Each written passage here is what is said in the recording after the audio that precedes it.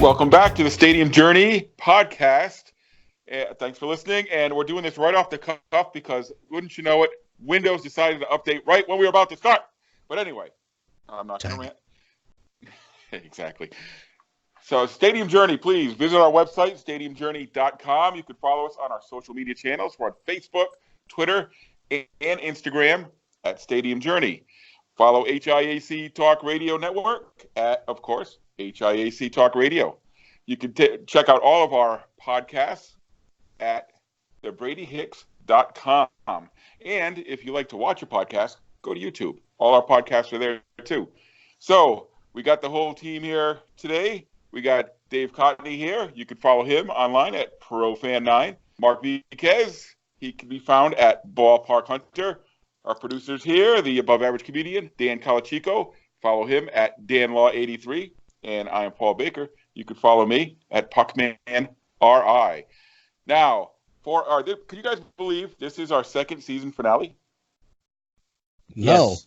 2 full years. 2 full years of doing the Stadium Journey podcast. Thanks for coming along for the ride. So we called an audible again, second time in the 2 shows, that breaking news has forced us to be current and topical.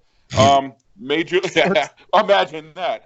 Major League Baseball dropped a bombshell on the world of minor league baseball a couple weeks ago, and we decided that would be a great topic to talk about. So, who is knowledgeable enough on what's going on to explain it to our listeners? Should you not be listening, go for it, Mark. All right. So about, 3 weeks ago, when an article came out in, I think, Baseball America, that the professional baseball agreement between minor league baseball and Major League Baseball would see sweeping changes after the 2020 season that would cut the 160 teams that are currently make up affiliated baseball down to about 120. And that would omit low-level and rookie leagues, such as the Appalachian League, the YorkPenn League, the Pioneer League, the Northwest League. It would get rid of those teams. And it would then take some single A teams, convert them into double A, take some double A teams, convert them into triple A. The International League could become a 20-team league. The Pacific Coast League could become a 10-team league. It would regionalize ballparks. A lot of changes. It was almost too much information to take all at once because I can't see all this happening for the 2021 season. It's too much. There's going to have to be some litigation. There's going to have to be some negotiation as well from certain ballpark teams. Like the Appalachian League, most of their ballparks are not considered, standard by professional baseball agreements, with the exception of a couple. And one option is to take some of these leagues and make them into quote-unquote dream leagues that would house undrafted players, and that would be co-owned by Major League and Minor League Baseball. Or they would encourage some of these leagues to become college woodbat leagues, such as the Cape Cod, Northwoods, or Prospect League. Just a lot of stuff out there, a lot of speculation. We could see teams like Brooklyn go from single A to double A. I mean, could that happen? Could Hartford become a triple A team in the International League? Could Dayton join Columbus and Toledo in the International League and make a nice rivalry in Ohio? I have no idea. It's just speculation right now. Nothing's down pat. A lot of owners are going as business as usual. I reached out to all Appalachian League teams. Only one team got back to me. That was Pulaski. They didn't say anything about these would-be changes. They just gave me some nice quotes from my article that are up there. The only person I heard say anything was, I think, the GM of Everett in the Northwest League. He said he was a little bit concerned, but he has a feeling that negotiations will take place, and we won't see these drastic changes. But minor league baseball has not seen anything this big since 1960. 63 were reclassified into the current triple, double, single A level that we have today. So I think there's a couple things going on here, and I guess the big question is what do you think the motivation is for Major League Baseball? And I think there's one big, huge motivation, and that is control. They want more control, but I don't think they want to own the whole thing. So I think they want more control, but in most cases, they still want to download some of those costs. So I think the motivations are different at different levels. So at AAA, I think their main goal is to have AAA teams that are as close as possible to the Major League teams. So you mean geographically? Geographically, yeah. So that you can, and we see it now.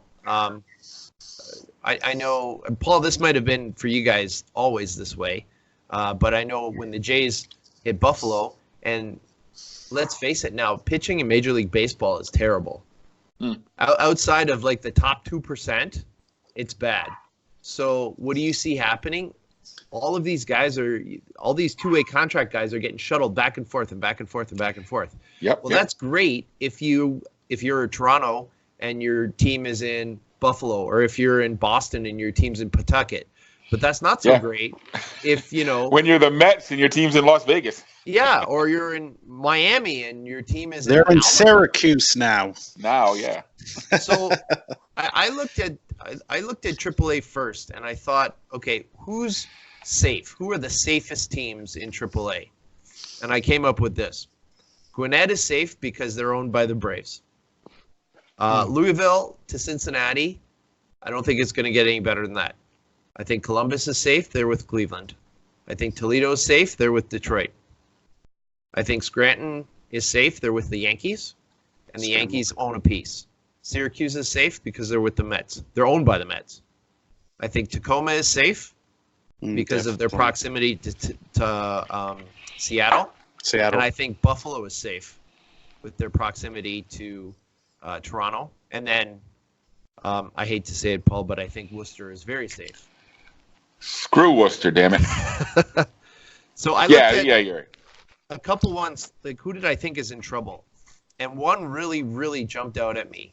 And I think this is a done deal. I think the team that's most in trouble is Rochester, because their parent is Minnesota, and I think the St. Paul Saints are going to be Minnesota's AAA affiliate. Oh, come on. They were mentioned in that. St. Paul and Sugar Land were mentioned. I can't imagine St. Paul being anything but an independent club, but it would be an awesome fit for the Twins. You know what? And what else does this do for like other teams? Like I went through. I'm sure you guys did the same sort of thing. Went through and said who can go here and who can go there and who can go here, there, and everywhere. And a couple of them kind of jumped out at me. I had a hell of a time finding a team for Miami to go with. There's like nobody down there. Well, it's not. You're not going to be able to make it a perfect 100% correlation. Some teams are going to have to travel, and you're going to have, especially if you're looking like you said, Dave, and if what they're planning is a nationwide AAA level, some teams are going to have to travel because not everybody's got a team in their backyard. Not everybody's got a St. Paul for Minneapolis or a Worcester for Boston or so forth. But here's the thing, and this is where Major League Baseball's influence changes everything. If they don't own the team, they probably don't give a rip if anybody walks in the door. It's not about selling tickets to the Charlotte Knights or the Durham Bulls. It's not about making money. It's about the easiest way to facilitate the Major League team. So could a Florida State team end up with Miami? Maybe. I would say Jacksonville is. Yeah, I can see Jacksonville. Probably a lock. Hey, we saw the same thing happen in minor league hockey a few years back, where a lot of long-time markets in the Northeast and in the Maritimes lost their teams, and everybody jumped up and moved out west. And a lot of those clubs did not accept those teams, like Manchester, New Hampshire. I don't think they're playing anymore. They don't even have an ECHL team. That's No, Manchester folded. You know, Adirondack was a huge AHL fan market. One spot in this whole rigmarole that I think is really interesting is Oklahoma City, because they're owned Dodgers. A piece of them is owned by the Dodgers, and I don't think the Dodgers could find a center much closer, no problem. Then the other thing is going to be, how are these major league teams going to push the envelope? And to me, for the double A's and down, it's going to be about close geography within their loop, right, and facilities. It's going to be about facilities. Yep. It's going to be about making sure that our prospects have the best possible facilities. And Hank Aaron Stadium,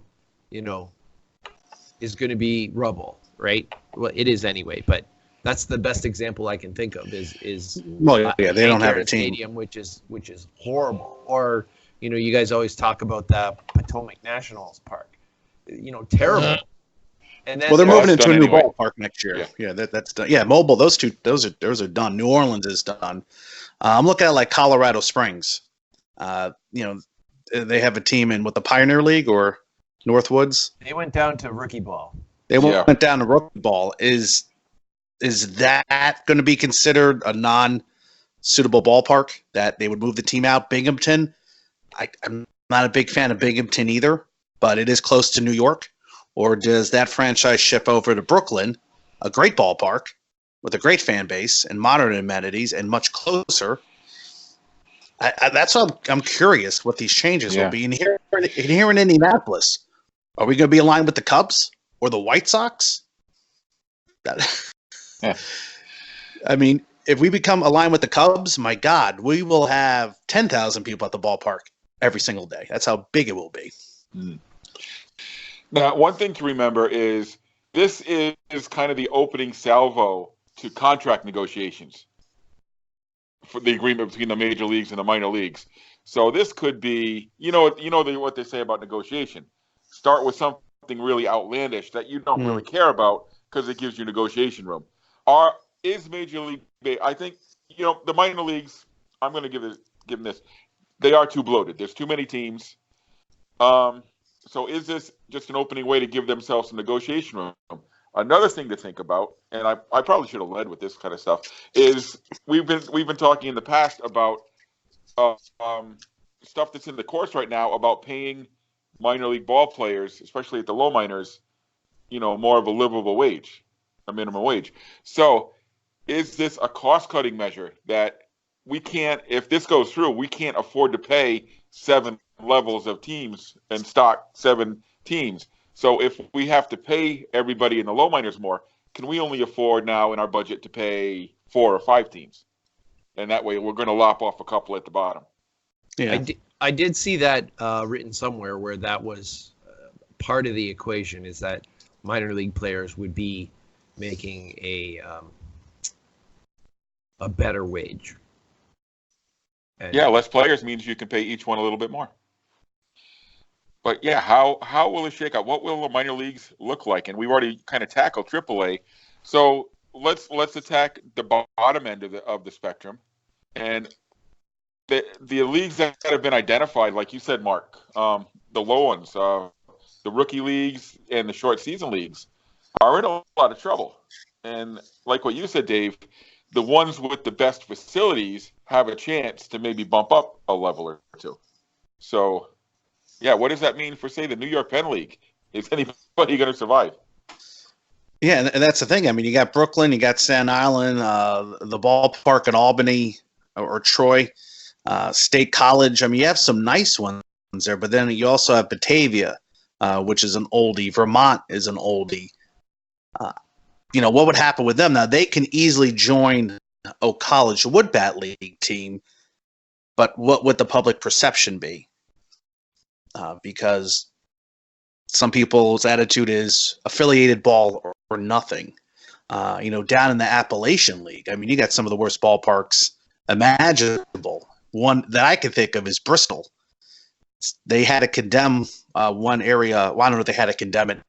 one area of the grandstand had to be closed off and replaced right before the season began. I don't know if that was condemned or they just felt like they had to make those changes. It's not really the ideal ballpark somebody wants in 2020. I think one of the things we have to keep in mind about facilities is we're making an assumption. We're assuming that the facilities that we see are equal to the facilities that we don't see. And by that, I mean the major league teams aren't going to care about, concession stands and seating arrangements and any of that stuff. They're going to care about weight rooms. They're going to care about health rooms. They're going to care about cafeterias, training areas. They're going to care about all of those things. And what the outside looks like is going to be secondary at best. And another factor is, like, I think you had mentioned it already, Dave. Do they own a controlling piece of the team, or do they own a piece of the team? If that could go a long way to deciding who would stay and who would go as well. Yeah, well, I could tell you that the weight room in Bristol is not on par with the weight room in Brooklyn. I mean, the field is, some of these fields are questionable too, how they're kept. But, it's, like I said, it's speculation. I heard about the Carolina League adding more teams and the South Atlantic League adding less. I can see that happening. Well, that would make sense in the Valley. The South Atlantic League is just too spread out, and I think some of those teams should join the Carolina League. Like Lakewood is in the South Atlantic League. They would be better off in even the Eastern League. Yeah. I that's just how things have progressed in minor league baseball the last 25 years. One thing I was interested in, I know Vancouver has an older ballpark, but it would fit in nicely with a Pacific Coast League. Could Vancouver pop up again as a AAA market? Or is the ballpark too old or too small? As a AAA market, I would say not. Unless they have a new... Because I really think that it's about proximity to the major league team. Mm-hmm. So the only major league team that they would be able to do is Seattle, and I don't think Seattle is going to leave Tacoma. They have no reason to. Right. Vancouver is an interesting one. I don't know if I'm almost positive I read somewhere that Northwest League would be going to a full. That would be a full single A league. And it would be another one of these low A leagues that would kind of disappear. Okay. One of the things that Vancouver does, though, and from a major league team perspective, it does bring some, because sorry, I'm a little all over the place here. The Blue Jays have a little bit different perspective, right? So the Blue Jays are Canada's team. They have the largest geography to cover, and they want to sort of infiltrate that British Columbia market, and they can get a foothold in there with the Vancouver Canadians, which is a little bit different than some of the others. And I'm not sure if there's American teams that work in the same way. Like, I don't know if anybody's fighting over the North Dakota markets or if the Nebraska market, the Royals are really interested in keeping their grasp on. I'm not sure. Well, I think it's only a 2-hour drive to Omaha from KC, so that would fit the proximity. And I know the Cardinals love their region. They would love to have any team Western Illinois, their area of Missouri. So they're in Georgia. Atlanta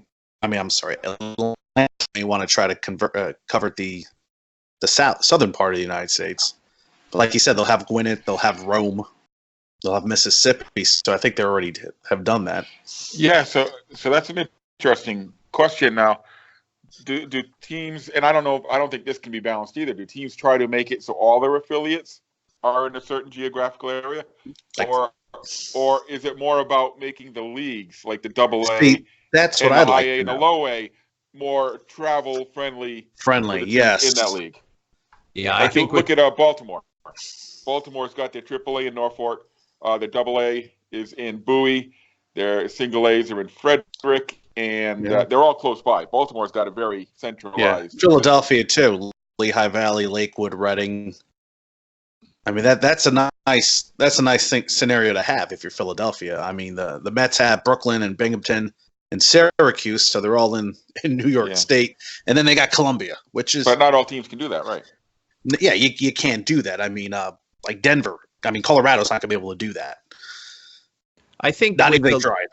I think with the below AAA leagues, it's going to be about travel within the league, and it's going to be much more centralized because I don't think there's that need for that movement up and down as much as there is at AAA. And AAA is, to me, and look at it. We've seen it. How many teams are getting their big stars to skip AAA? AAA is about that up and down. It's those warning track power guys, right? You're right. Your top prospects now go to Double A, right? Yeah, and that's another aspect. You know, I was talking to somebody else on Twitter. He would see the top prospects kind of move up the ladder to AAA, and those career minor leaguers that are currently in AAA that are at 30 years old and have no shot of making Major League Baseball would probably be ousted and will wind up in the independent baseball leagues, which could have a ripple effect on those leagues as well, especially since the Can-Am and Frontier League just merged right before this announcement came out. Let's get back into that in a little bit. So, a lot of things going on right now. Too much to handle. Yeah, I need a Ritalin right now because I'm all over the place. Yeah. So most of our leagues, you're going to see some tweaking. Like we mentioned the South Atlantic League. I could see that getting split in half, or combining forces with the Carolina League. I've got Stadium Journey's minor league baseball page up, and I'm looking at all the leagues and trying to picture the maps in my head. How about the Midwest League, which has a lot of nice ballparks, but is very geographically spread out? What do we see happening to a league like that? Yeah, that's interesting. Like Wisconsin's just straight up north. How about those teams Lake County, which is near Cleveland, but is way separated from all the rest of the teams in the league. And then Bowling Green still in the Midwest League because they were in the South Atlantic League. They're about an hour north of Nashville. They seem to be an outlier. It'd be nice to kind of replace them with another team in Central Illinois or just kind of shorten that league to some other teams. But out here in the Midwest, not only are you going to have an issue with minor league baseball, you have a bunch of summer collegiate leagues out here. So everywhere you go, you're going to have some kind of baseball league, whether it's at a fancy new ballpark with rising stars or a small little facility with some college players. Do we see any brand new fancy ballparks falling by the wayside with a reorganization just because of the unluckiness of where they are? I can see Bowling Green. I can see Bowling Green losing. I can see Bowling Green losing the franchise. I can see that Knoxville, just because if they reorganize the Southern League. But these are just El Paso. I thought about. It's kind of out there on its own. I can't imagine that, though. Wow. Albuquerque is out on its own. Reno is out on its own. I can't imagine. I mean, if you're Kansas City, Fresno, but that's close to Frisco, San Francisco. I think Fresno's in trouble. Yeah. If you're Kansas City, are you making a play for that brand new ballpark that's going to be opening in Wichita? And if you do that, Omaha's in trouble. Right? Or how about sorry. Well, Omaha's a great ballpark. Let's not forget that. Let's not forget 50 years of affiliation, and it is close. I mean, is Kansas City closer to what's closer, Wichita or Omaha to Kansas City? I think Omaha's closer. It has to be. I don't know. They look pretty close. Yeah. Or I heard rumors of we were talking about St. Paul earlier. Also, Sugarland, which is in the Houston suburbs. Yeah, Sugarland. So does that do anything to, say, Round Rock? Or does Round Rock end up going back to the Texas League? Yeah. Yeah, does Frisco become AAA for the Rangers? That Round Rock Yeah. and San Antonio. And San Antonio. Yeah. San Well, Antonio just jumped up. Yeah. But they don't have the ballpark yet. They're still playing in their AA ballpark. Mhm. So see, these are all God. See, this is just so much that we're talking about. Can you imagine what actual people from minor league baseball are talking about right now? And if you own a team, or what are you saying? Are you calling your lawyers and saying, "Hey, we may get screwed out of this new affiliation deal. What can we do? What do we have to do to make sure?" We just sunk $60 million into this new ballpark, and now we can't use it. I look at Indy, Mark, and I'm like, well, I don't know. You're talking about the Cubs or whatever, but there's a couple spots in the Chicagoland area that could take that spot. I mean, not King County. Iowa We have to pay $10 to park. would be another one that I think is kind of a little bit of an outlier. Well, Charlotte and Durham, they're kind of outliers. It's going to be fascinating to see if the dominoes all just fall. And this could all happen. Well, it could all happen in 1 year. We're talking 2020. Yep. Here's the Is thing that with realistic? here's the thing with the Cubs and White Sox. There are a lot of ballparks in that area. Most of them are independent ballparks. I can't see, for the ballpark in Rosemont, which is home to the Chicago Dogs of the American Association. I can't see the Cubs or White Sox grabbing that, even though it probably would make some sense. So I still think Indy's in play down here, but here's the thing to throw out the window, right? Like this idea that the AAA ballpark has to be X size and has to be able to draw this number of people. Yep. That is true. Because Major League Baseball is not going to care about that. And that just, true. To me, that just throws a big monkey wrench into a whole lot of stuff. Yeah. But here's a thought for you. What if the negotiations go south and Major League Baseball just says, we'll do it ourselves? That could happen. We laugh about it, but if there's not an agreement, then what happens? How many of these little stadiums are owned by counties or whatever? If Major League Baseball said, we're going to negotiate with you, Durham Bulls Athletic Park, or you can stick with, these TV guys who have owned the Durham Bulls forever, take your pick, right? Well, I mean, Durham could become a AA team or a single A team if they're not caring about the size. That's interesting. Wow. By the way, Kansas City to Omaha, it's a 2-hour and 50-minute drive. Kansas City to Wichita, 3 hours. So, Dave, Ooh. they could be making a play for Wichita if that happens. It will not be a big difference. So, all right. So, say the minor leagues end up losing 20, 25 teams in this as this all shakes out. 40. We're looking at 40. 40 teams could be lost. 40. Wow. Yep. Yeah.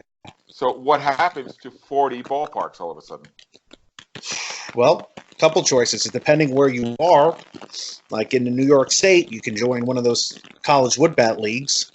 If you're down in the Appalachian League, Appalachian area, I think some of those ballparks die, or they can try to form a collegiate woodbat league, but then that's going to be higher operating cost.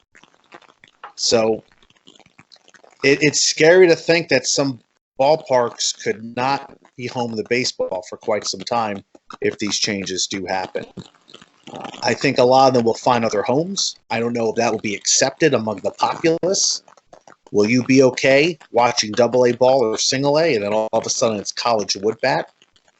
Savannah, Madison, it has worked wonderful, but will it work in other cities?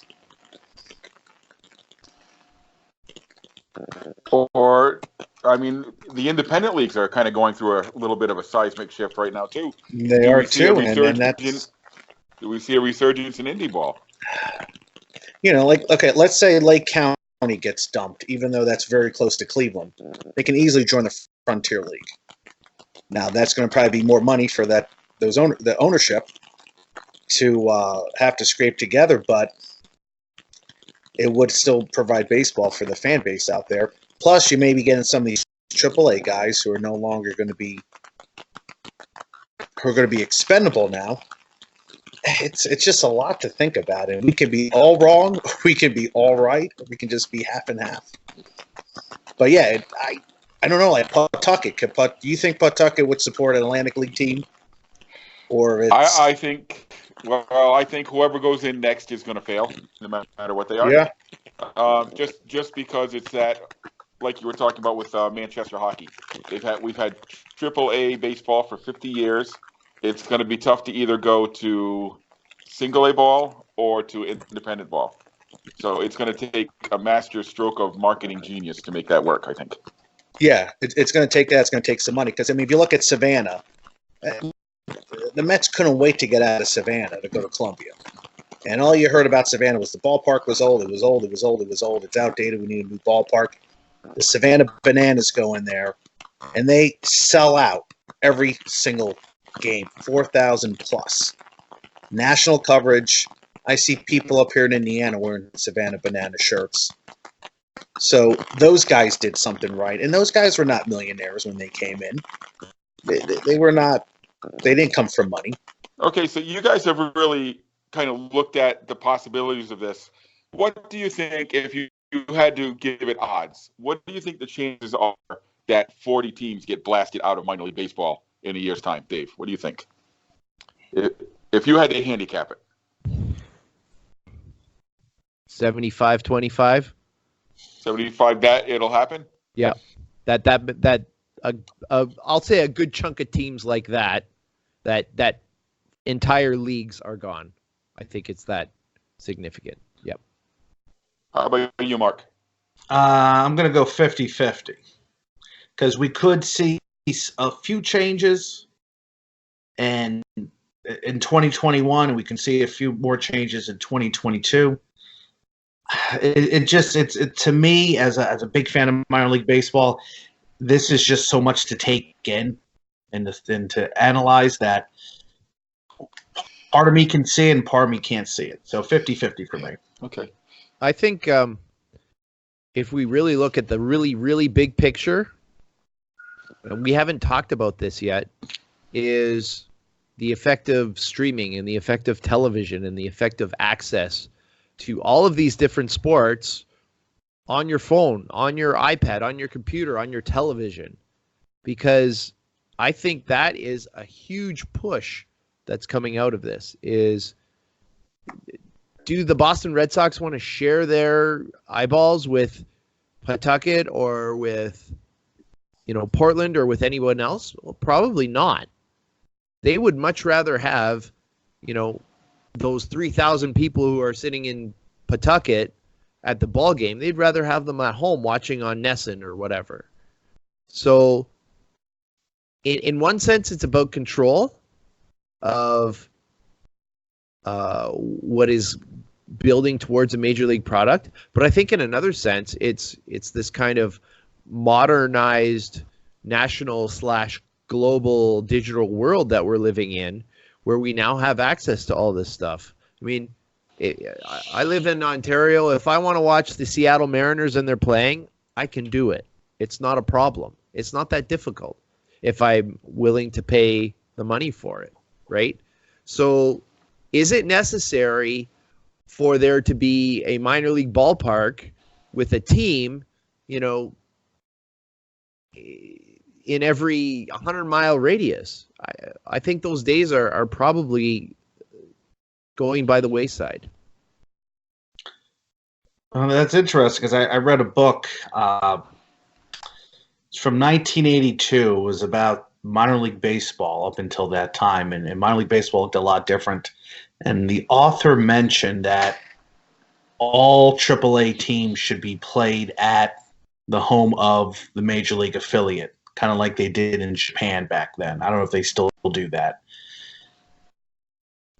could we even see that happen? Could we see like Tampa Bay? We're just going to house our team in Tampa Bay. And you come out to the Tropicana Field and watch them. I have no idea. But, yeah, it's, and San Jose does that in the AHL. They and so does Winnipeg. And Winnipeg. So that precedence has been established in other sports. So interesting. That one way of not having to put your team further away from where the parent club is. There you go. Can't get any closer than the Save Stadium. Of course. It's kind of interesting that we're kind of coming full circle because if you think back historically, back in the 50s, when the boom of television really took hold, it really killed the system of minor league baseball that was going on at the time. And because people stayed home. They didn't want to go out to minor league baseball games anymore. So it, gradually over the years, we ended up with the big minor league boom of the 90s. And now we're kind of circling back. Are we going to see kind of like the Big Bang, the theory that the universe expands and contracts? The baseball universe is expanding and contracting. Very interesting. Yeah, I'll just give you a number, Paul. 1949, that was one of minor league baseball's highest numbers of attendance up until about 1994-95. There were 151 leagues in 1949. By 1963, it went down to 59. So that's how much of a change you saw throughout the 1950s. So many teams came and went. So many leagues came and went. It was a epidemic that almost ruined minor league baseball. Yeah. Well, this will be interesting, and I'm sure we're going to revisit this topic as things develop. So that was a lot of fun. I know that you guys are, well, maybe not you so much, Dave, because you're kind of a snob, but we all enjoy traveling to different ballparks throughout the minor leagues. I know, Mark, you do. You're the ballpark hunter. I do too. So it'll be weird to see that some of them are going away. Well, what it's weird is some of the guys that I'm on Facebook posts with. I got to reconfigure my plans for 2020 because some of these leagues may not be around. So there's a lot of people worried about this from a baseball traveler perspective because they want to get out to Bluefield and Princeton and Pulaski before these teams may disappear. So if you're going to start a sports travel business, do it this year because there's going to be guys on the road this year. Exactly. I mean, and it's a good thing the Potomac's getting a new stadium because that definitely would be on the chopping block. Sure. Hey, I'll have you know, I've been to 85 minor league baseball games, which I think is more than respectable. Absolutely. It's over half, yeah. Most of them at AAA, though. Yeah, that's fun. Wait a minute. That's only 30. That leaves 55 that you've been below the AAA level. He drove 4 hours. Buffalo and Rochester a lot. Oh, you're counting games, not parks. Yeah, okay. Games. All right. I've done the whole International League. I've done at least a third of the Pacific Coast League. And the last couple of years, I've picked up a few here and there. Yeah, I'm thinking I only have 2 New York Penn League ballparks I haven't visited. Do I need to make sure I get to those this year? Yeah, see, these are questions we have to ask ourselves. I mean, they could disappear. I mean, Jamestown, when I went there, they were still affiliated with Pittsburgh. Now they folded. They came back. Now they're coming back as a collegiate league. So it's a beautiful ballpark. Okay town. Not my cup of tea, but these are the things you have to do if you want to hit the different ballparks. So Jamestown fans, that was Ballpark Hunter. Ballpark. So speaking of being on the road, let's talk about where we've been since we last got together 2 weeks ago. So Mark, you want to lead us off? Yeah, well, I didn't travel too far. I checked out the Eastern Conference Championship game of the USL Championship between Louisville and Indianapolis. And I know we talked about playoff experience on an earlier episode in the Big Four. This had all the makings of a true classic. 7,000 people were on hand. The Brickyard Battalion, which is the supporter group for Indy 11, was the loudest I've ever heard them. The Louisville Coopers, their supporter group, brought in about 300 fans to the game. They marched upon the stadium. And Indianapolis held a 1-0 lead up until the final minute of the game. And Louisville scored on a corner kick, sent it into overtime. And the cheering went from one supporter group to another, just like that. Just an amazing turn of events. You know, I'm in back of the Brickyard Battalion. They're going crazy. They're screaming. I'm excited because I think I'm going to be at the game at the stadium next week for the championship. The goal comes in. You can't feel sad. I mean, you can't feel nothing but sadness. Louisville scores twice in overtime, wins the game 3-1. They're hosting the championship for the third year in a row on Sunday night, which I'm debating about going. I haven't decided yet. So one of the best soccer games, one of the best playoff games that I've seen in person. It had everything. It had, intrigue. It had the up-and-coming Indy 11 trying to prove that they're the best team in the East. And Louisville, they're the champions. They've won it 2 years in a row, so they found a way to win, and their fans went home happy, and their fans were loud. I mean, once they scored that first overtime goal, if you had your eyes closed, you couldn't tell if it was the home crowd or the away crowd cheering. That's how loud they were. So one heck of a game at not one of the best stadiums. It's got its hits and misses, but it definitely comes alive when you got 7,000 people there screaming their heads off. An amazing time. Nice. Dave, how about you? I know you did some youth sports the past couple weeks. Yeah, it was all U Sports. It was an OUA couple of weeks, and we started off November with another episode of the Battle of Waterloo, and I sent you guys the picture of the Columbia ice field, which it just has that old hockey barn feel to it, and I think what's the capacity? It's something like 300. It's really small. But the architecture is amazing. This hardwood ceiling with the hardwood joists. And, I jokingly said that every seat in that place is a Paul Baker seat because you are right up against the glass. There's really nowhere to go. So it's a totally different perspective. I don't normally sit down there, but man, everything is so much bigger and so much faster when you're right down there. So absolutely. So yeah, it was. It's always a good time. And funny enough, my most popular tweet of the month has been one that I put out, which said, "When I first went to the Columbia Ice Field, I hated it. It was my least favorite, but it's grown on me over time, and now it's actually one of my favorites in the league." You're not, once you get your head around, well, you're not going to draw 1,000 people anyway, so why not a little, 200, 300 person spot where people are all standing around and everybody's got their coffee and their mitts and their hat because it's cold, and it was a really neat spot. After that, I had a pair of double headers. So it was a double hitter in Guelph where the Griffins took on the Lakers in hockey in the afternoon, and then took on the York Lions in basketball.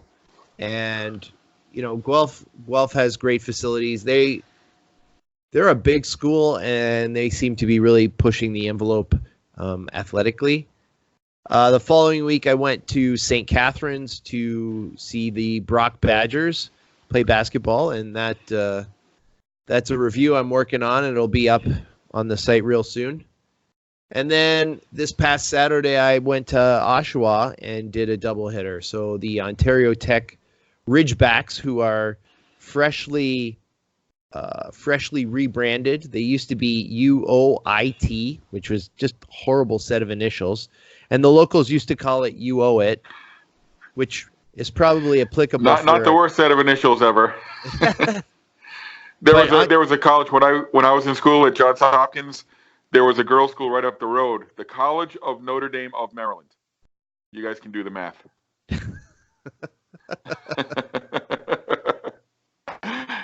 Anyway. So those of you who are a little slower, it spells condom. Sorry, Dave. That's okay. So Ontario Tech is just sort of venturing in. Their hockey team's only been around about 5 years. Funny thing, I had been there when they first opened, like about 5 years ago. And if there was one thing that I remembered, there was this old guy sitting there just cursing people out, using words that I didn't think was appropriate to use, and there were kids around. Funny enough, 5 years later, same seat, same guy, same language, and it's like, buddy, this is college hockey. Like, there is no fighting.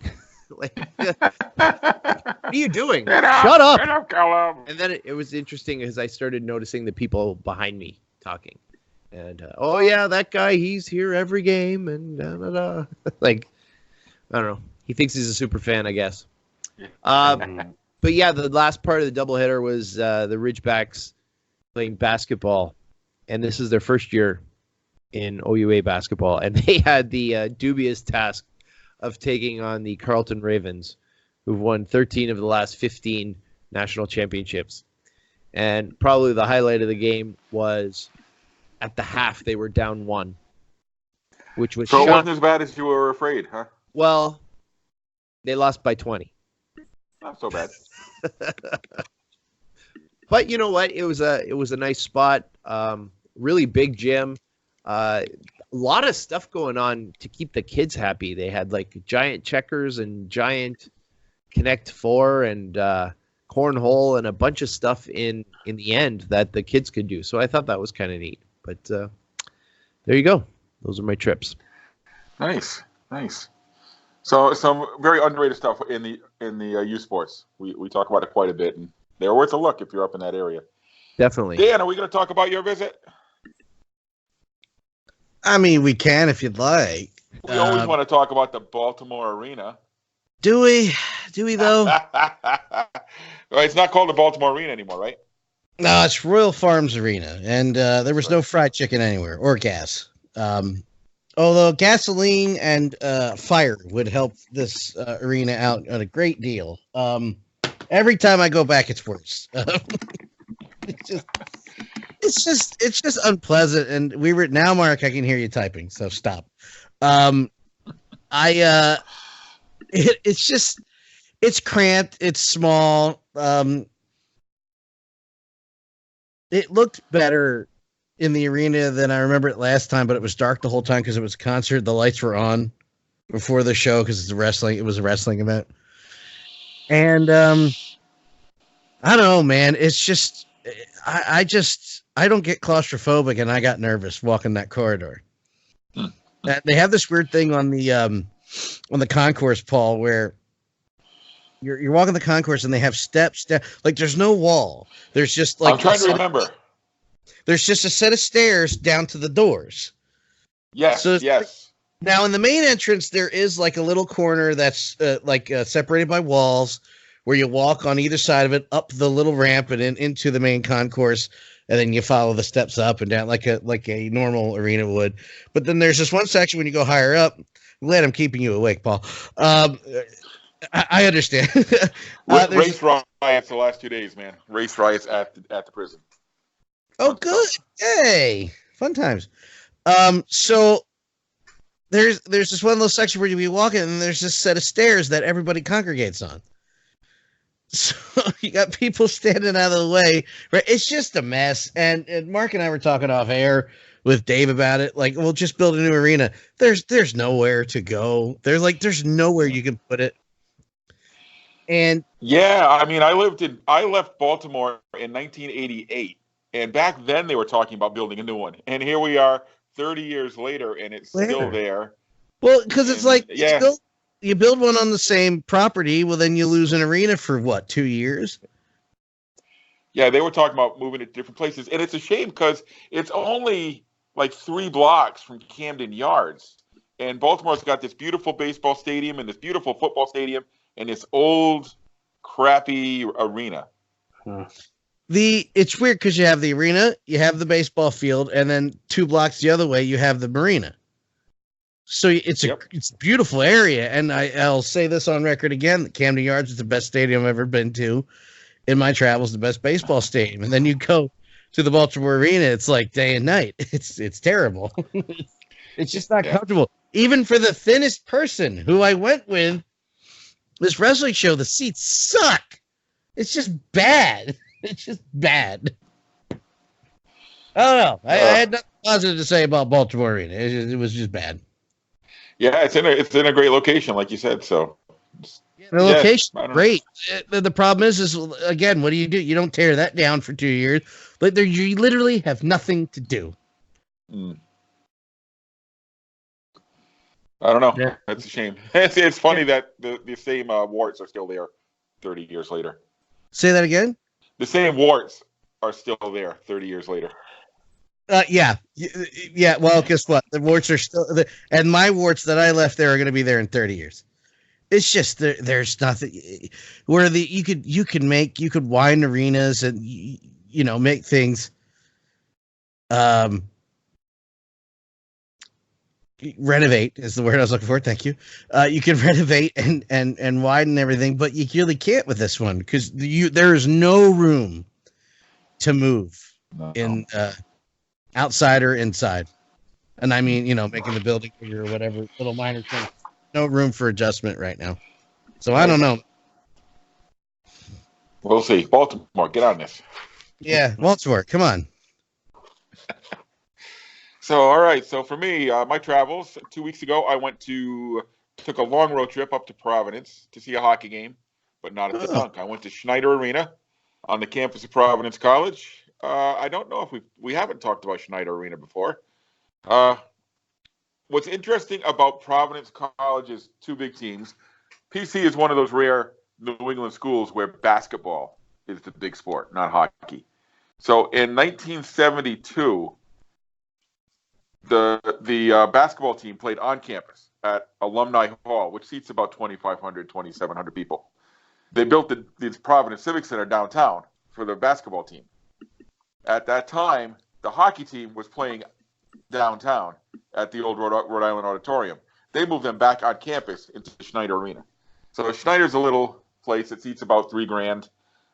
Very nice. They just renovated it about 3 or 4 years ago. It was an old, tired, basic facility. They really modernized it, put a lobby on the side of the building, actually. And you go in on the side and into the lobby and then enter into the what do you call it? Rink. That's the word I'm thinking of.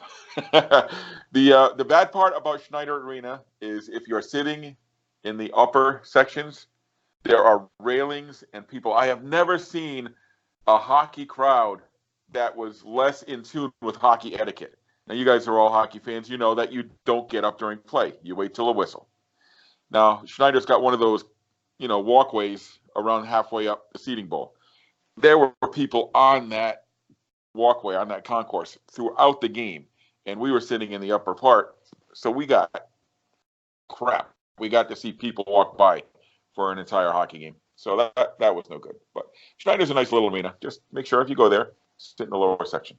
So we got to see Boston College in town, so that was good. The following weekend, I actually did a triple header, and I did it solo. My co-pilot Pam was not with me. She was at our daughter's baby shower, so she was a little occupied. So I was free for the day. So, of course, where'd I go? Went to Hartford, man. So I started the day. Would Pam have triple hittered with you? Pam or is that right there? Or is Pam that would have been shotgun. A little bit too much? Not at all. I mean, nice. Like I've talked about, she's not a fan of Hartford or the state of Connecticut, but she would have gone. So we started at a root field on the campus of Central Connecticut State University.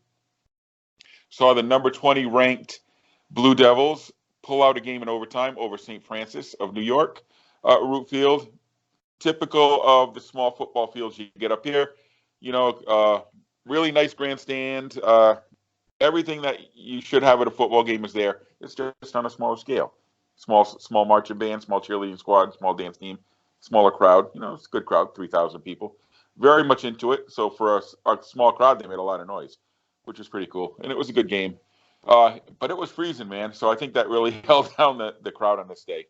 So from a root field, which is in the city of New Britain, I took a 15-minute drive downtown Hartford, went to the XL Center, caught the Yukon Huskies.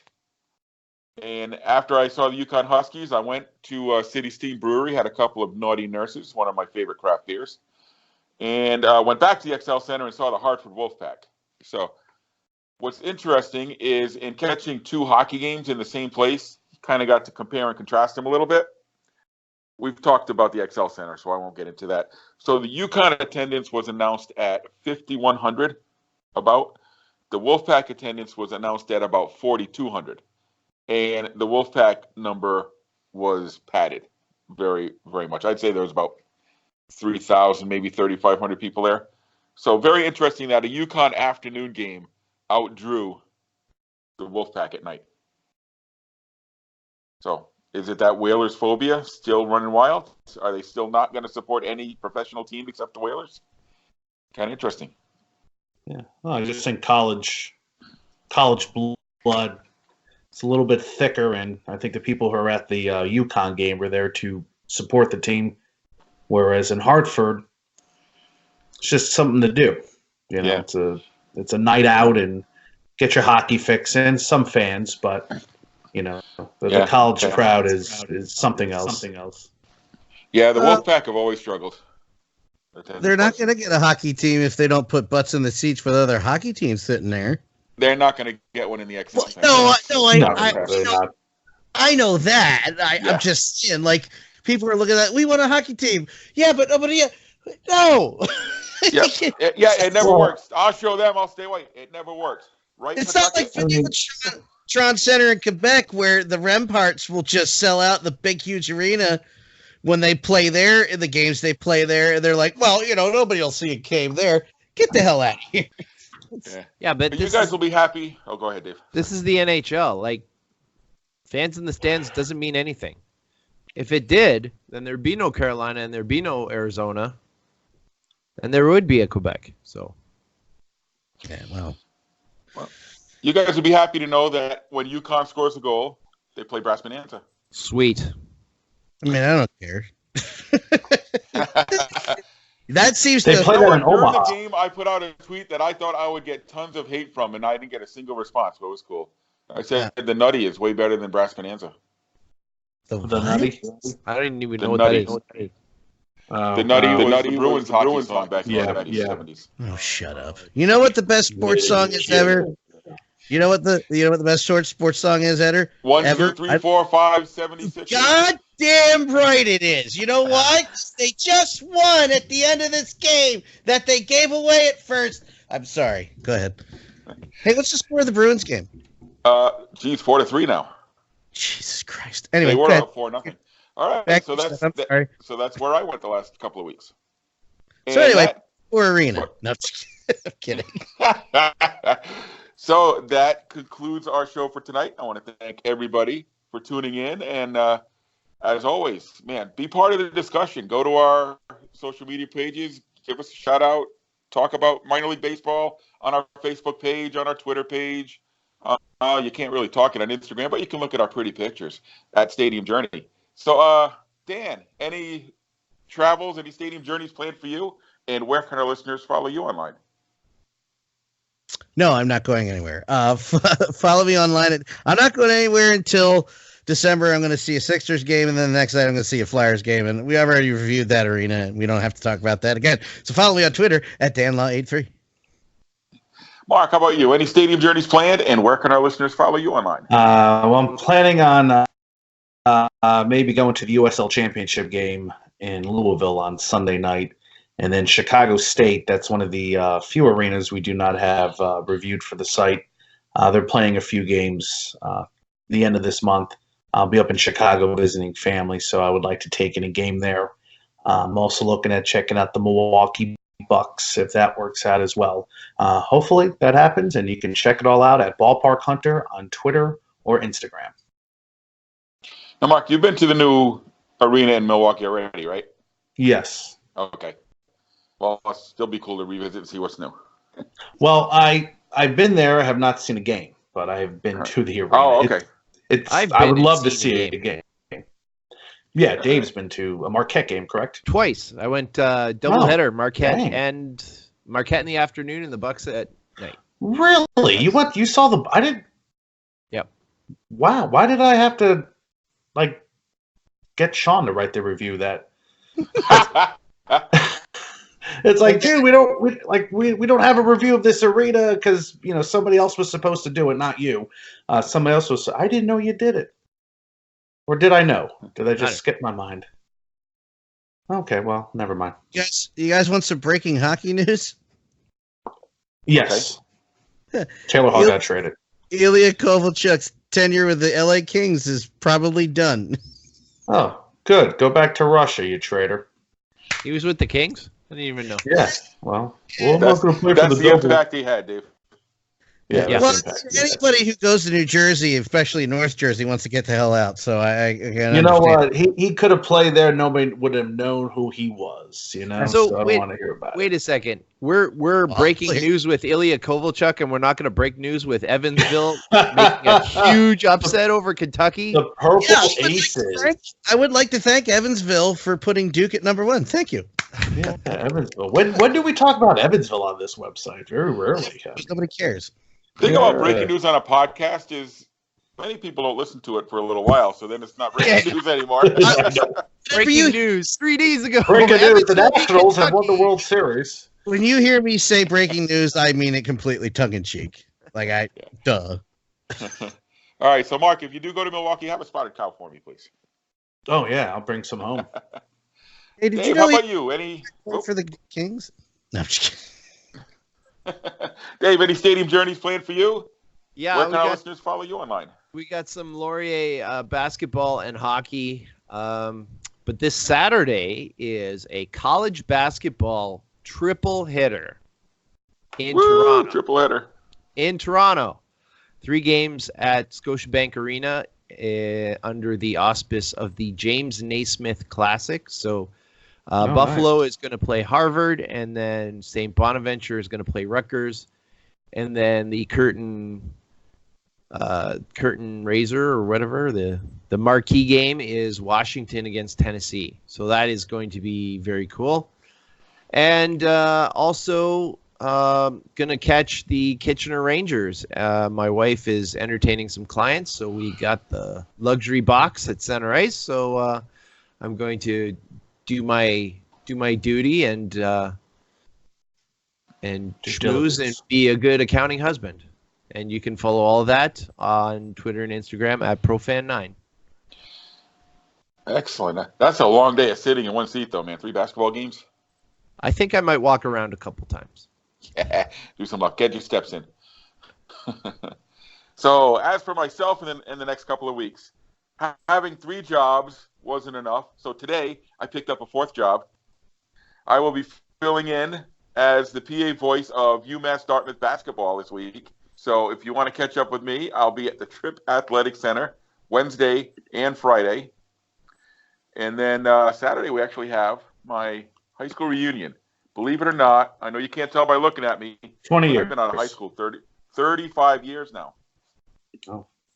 So I'm going to go, people are going to go laugh at me by how fat I got, and I'm going to go laugh at them by how old they got. So we'll all have fun. Mm-hmm. And then we're going to follow that up with a game at Merrimack basketball. It will be their 2nd home game ever as a Division I school. So I'll be at Hamel Court this Sunday. Next weekend, be spending the weekend up in Boston. And while I'm up there, I'm going to catch a Bruins game at TD Garden. You could follow on my stadium. Christ, I just did math. In 3 years, I'll be out of school 20 years. High school. Time flies when you're having fun, Dan. Oh, my God. I still look as good as I ever did. Sorry. Wow. All right. That was uncalled for. Yeah, son of a bitch. You're fired. Mm-hmm. Now you only have 3... Sorry. You can follow my Stadium Journeys on Twitter or Instagram at PuckmanRI. And like I said before, check out our website, stadiumjourney.com, social media channels at Stadium Journey. HIAC Talk Radio is on Twitter at HIAC Talk Radio. You can find the Stadium Journey podcast and all of HIAC's other shows at thebradyhicks.com. or you can watch our podcast if you don't like to just listen. If you like to watch, go to YouTube. They're all there. And join us in 2 weeks for our third season premiere. That's kind of weird to think about. But we're going to welcome back Andrew Bowes from collegefootballtour.com. For Dan Calachico, Mark Viquez, and Dave Cotney, I'm Paul Baker wishing you all close games and safe journeys.